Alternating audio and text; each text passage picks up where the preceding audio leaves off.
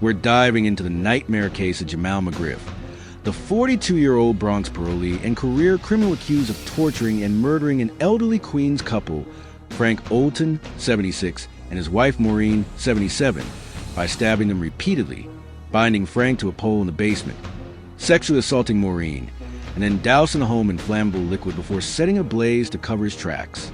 Reports detail McGriff's chilling confession to detectives, admitting he tricked his way inside their Belrose home under the pretense of charging his phone. In this documentary, we'll dissect these horrors through the lens of psychology and psychoanalysis, exposing the shattered psyche that turned a chance knock into a 5-hour slaughterhouse. You see, we zeroed in on Jamel McGriff for this episode because his rampage isn't your run-of-the-mill breaking gone bad.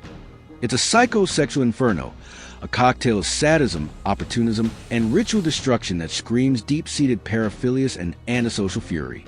Picture it raw. Monday, September 8, 2025, Belrose's quiet streets baking under a late summer haze. McGriff, fresh off parole, knocks on Olton's door at 254th Street, eyes hollow, mumbling his phone's dead battery, sob story. Frank, the trusting retiree with a lifetime of hard work etched in his wrinkles, lets the wolf into back. Surveillance catches a handshake of doom. Inside, the air thickens with betrayal. McGriff pounces, knife flashing like a serpent's fang, plunging into Frank's gut over and over, 16 gashes blooming red across his torso, binding him to a basement pole with zip ties that bite into flesh like accusations. Upstairs, Maureen's dragged screaming from her kitchen chair, skirt hiked, McGriff's hands clawing, violating her frail body in a frenzy of grunts and tears. Rape is conquest, her pleas muffled by a gag of her own dish rag. Then the finale. Gasoline sloshed like holy water, matches struck, flames licking up the curtains as she gasped for air, soot blackening her lungs while alive, larynx crushed from the strangling that came first.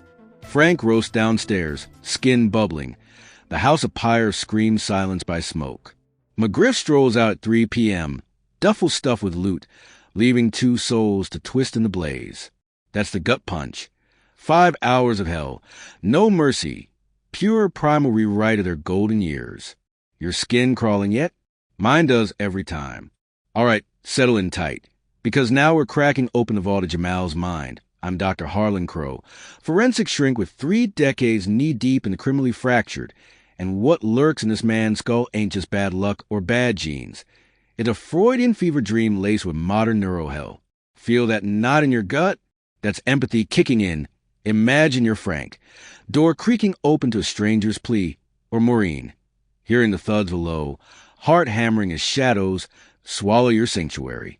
We'll walk you through it, step by blood-soaked step, from cradle cracks to confession's cold echo, making you see the monster not as some alien, but as a shadow we all shove down deep. Breathe shallow. This gets visceral. Start with the rot festers, childhood, that invisible forge of monsters.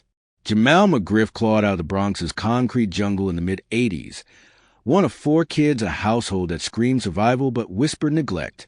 Mom, a single warrior slinging shifts at a laundromat. Dad, a ghost, either ghosted early or ghosted himself in a haze of crack vials littering Fordham sidewalks. Psychoanalytically, this is attachment theory's dark underbelly. Bowlby's blueprint for bonds gone brittle. No steady caregiver means no secure base. Jamel learned love as a transaction, trust as a trap. Court docs from his 2006 robbery bid hint at early chaos. Foster stints at 9, after Mom couldn't keep the lights on, bouncing between relatives who saw him as baggage. Not boy. Imagine Lil Jamel, 9 years old, wide-eyed in a stranger's kitchen, stomach growling while adults argue over child support checks. That's the ID unchained early, raw urges for warmth twisting into resentment's thorn. Studies in the American Journal of Psychiatry link such instability to borderline personality traits, emotional roller coasters where abandonment feels like apocalypse. Jamel's? A psyche scarred by rejection schemas, Aaron Beck's cognitive traps, where every note echoes as you're worthless. By 12, he's boosting candy from bodegas, not for thrill, but to fill the void kleptomania as cradle robbing for affection denied. Teens hit like a brick through glass. No high school diploma on record. Jamel ghosted classes at Evander Childs High, trading textbooks for street corners, slinging weed by 14 to mimic dad's absent hustle. Worldview? Nihilistic gospel of the blocks. Survival the slickest, where snitches get stitches and weakness is a death sentence. No religious anchor. Bronx grit-bred agnostic cynicism, maybe a half-remembered Sunday school verse twisted into God helps those who rob. Relationships? Fleeting fires. First girl at 16, a corner flirtation ending in a black eye when he caught her texting an ex. Jealousy as explosive disorder. The DSM-5's intermittent kind, where fuse blows on perceived slights. Psychoanalysis digs here. Oedipal unresolved. Freud's daddy ghost fueling rage at any rival. Jamel's letters from Sing Sing, leaked post-arrest. Ooze it. Rants to his sister about bitches who leave. Code for mom walking out on the mess. Sexually? Early deviance whispers. Juvenile record sealed, but cops murmur peeping Tom gigs at 15. Voyeurism is power play for a kid powerless in his own skin. Paraphilic disorders budding. Arousal tied to control, not connection. By 18, he's graduated to armed stick-ups. That 2006 heist landing him 16 years upstate. Pistol whipping a bodega clerk. Stealing $300 and a prayer for mercy. Prison? Alchemist's brew. Solitary stints for fights bred schizoid isolation. But group yards honed antisocial personality. Hair psychopathy checklist ticking up. Glib charm masking callous core. Out in 2023 on parole. Jamel's a powder keg with a lit wick. Job? Spotty labor gigs. Warehouse load in the Bronx. Clocking irregular hours at $15 an hour. Enough for rent on a roach-infested walk-up, but not therapy. Worldview hardened. Life's a zero-sum game. Elders hoarding what hustlers like him deserve. No faith to tether him. If anything, a street shaman's fatalism. What's mine, I take. Emotional ties? A parole-mandated girlfriend. Sporadic texts per NYPD subpoenas. But intimacy's a minefield. Last straw? July 2025 GameStop robbery, Manhattan. Knife to a clerk's throat. Snatching consoles like trophies. August Verizon attempt. Forcing a worker backroom. Demand for cash echoing his own boxed-in youth. Psychologically, this escalation's classic. Failure to adapt post-incarceration. Relapse into schema-driven crime. Beck again, core beliefs like, the world's rigged against me, fuel the fury. But layer in sex offender status. November 2024 charge for failing to register, tied to a murky 2010 assault in the joint, where he allegedly cornered a cellmate. That's the paraphilia peaking. Sexual sadism disorder, arousal from inflicting pain, wired deep from those early power voids. Now the plunge, why murder? Not random. Opportunistic venom, but rooted in a psyche primed for predation.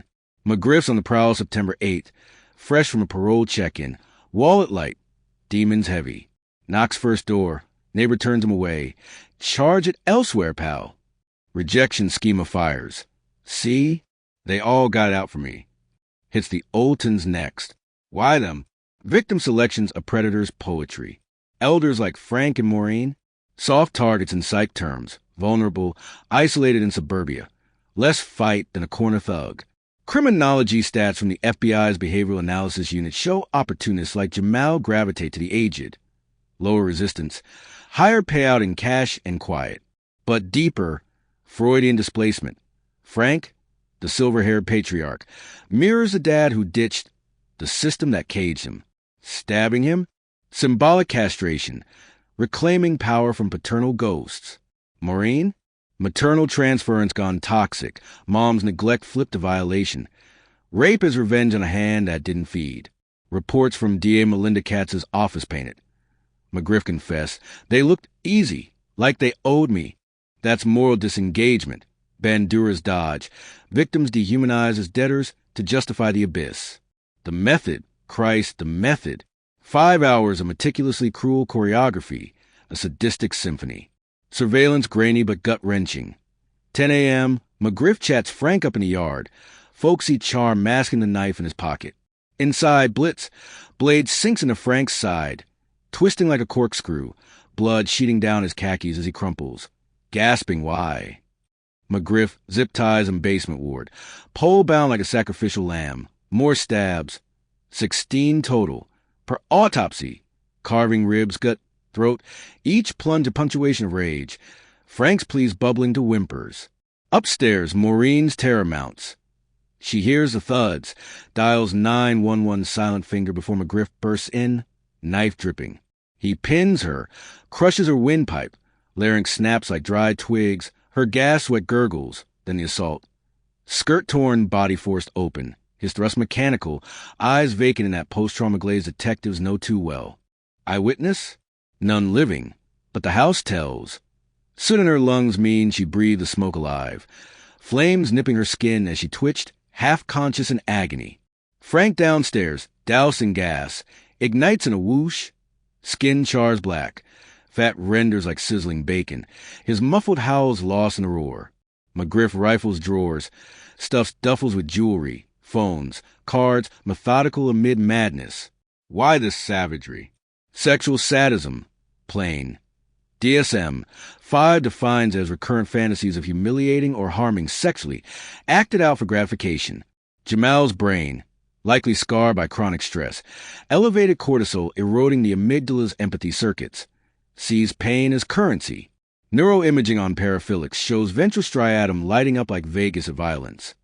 For him, each stab's a dopamine hit, rewriting trauma as triumph. And the fire? Ritual erasure. Freud's fire symbolism. Phallic destruction. Consuming the mother who birthed his hate. Police report, quoting the Daily News. He said he lit it to clean up the mess like it was just spilled milk. Chilling nonchalance, your breath catching? Imagine the smoke's acrid bite. The couple's final. Singed thoughts of a life stolen in an afternoon. Escalation wasn't overnight. It's a slow bleed from boy to beast. Early thefts fed the antisocial core. Lack of remorse. Hare's PCLR factor 1. Charming his way out of juvie slaps. Prison amplified it. 16 years honing manipulation. Emerging with a rap sheet etched in parole violations. Recent robberies? Desperation's dress rehearsal. July's GameStop. Clerk later told ABC 7, trembling. He pressed a knife here. Finger to throat. Whispered he'd gut me if I screamed. Eyes. Empty like I was meat. August Verizon. Backroom shoved, demands barked, but interrupted. Frustration festers, priming for fuller release. Sex offender tag. Roots in 2010 Rikers assault. Perseal files. Cornering a younger inmate. Forcing submission. Power assertion post-humiliation. Psychologically, it's cycle of abuse. Neglected kid becomes abuser. Kohut's narcissistic rage of vulnerability. Worldview seals it. Bronx fatalism. Eat or be eaten. No God to judge, just streets to conquer. Relationships? Shallow anchors. A cousin's interview in the Post. Jamel called last week, said life's rigged. Needed cash. Sounded off, paranoid. No deep bonds. Intimacy threatens the arm itself. Deeper dive. Probable disorder stacking like dominoes. Antisocial personality disorder. Core, chronic rule breaking. Deceit from diapers. Layer borderline. Mood swings. Abandonment terror. Exploding in violence.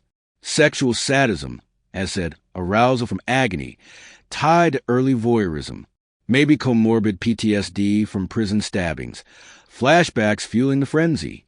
Cognitive schemas? I'm the victim here. Delusional twist. Per his arraignment yell. They're child molesters. They molested me as a kid. Classic projection. Freud's defense. Accusing others of your buried sins. Rewriting history to soothe the superego's whip. No evidence, of course. DA called it delirium. But it reveals a fracture. Psyche splintering under guilt's weight post-act. Witness echoes amplify the horror. Firefighters, first on scene per NBC. Smoke pouring black, we busted in. Smell hit like Hell's Kitchen. Charred meat and gas. Found her on the floor. Skin sloughing off in sheets.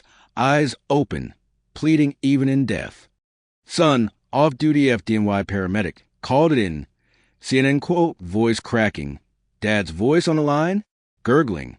Help. Fire. Man inside. I drove like demons, but too late. McGriff's spree post-kill? Brazen ballet. Pawn shop in Bronx. Selling phones with his real ID for surveillance. Clerk to cops. He joked. Hot items, huh? Grinned like it was poker night. Then Macy splurged $800 on shirts and kicks with Frank's cards, loyalty skin beeping his name, arrogance or dissociation. Psych term. Fugue state, ego detached as ID rampages. Capture? Swift poetic justice. Manhunt kicks off Tuesday. NYPD blanketing subways. Tish on X. McGriff's armed, dangerous, eyes peeled. Spotted Wednesday in Times Square. Eagle-eyed transit cop clocks the hoodie, duffel drag. Takedowns textbook. Swarm. Cuffs click, no shot fired. Interrogation. Vid leaked to New York Daily News shows him smirking at first, then cracking. Yeah, I did it. They let me in. Thought I was harmless. Tied the old man, made the woman pay. Fire fixed it. DA Katz at arraignment, September 11th. 14 murder counts, life without parole stacked. Gallery gasps as charges roll. Kidnapping to death. Identity theft from the grave. McGriff, orange jumpsuit, legs shackled. Shouts his molested delusion. Judge bangs gavel. Crowd murmurs monster. Endgame? Locked in Riker's bowels, awaiting trial's slow grind. Death whispers off table, but lives chain consecutive. Philosophically, Nietzsche's gaze into the abyss. Jamel didn't just stare. He dove, emerging the beast he beheld. Sartre's bad faith, living inauthentically. Parole mask over predator soul, till the knock exposed a lie. His acts? Camus observed revolt, but twisted, rebelling against a rigged existence by authoring hells for innocence, only to tumble into his own Sisyphus cell. Was it will or wound? Existentialists say choice. He chose the blade, the bed, the blaze. Yet in that echo, his yell of false victimhood, lies the terror. Every psyche harbors a McGriff, suppressed schemas waiting for a dead battery knock. We lock him away, but the shadow lingers. What knocks at your door tonight? Sleep with one eye open. Folks, the fire's always smoldering somewhere.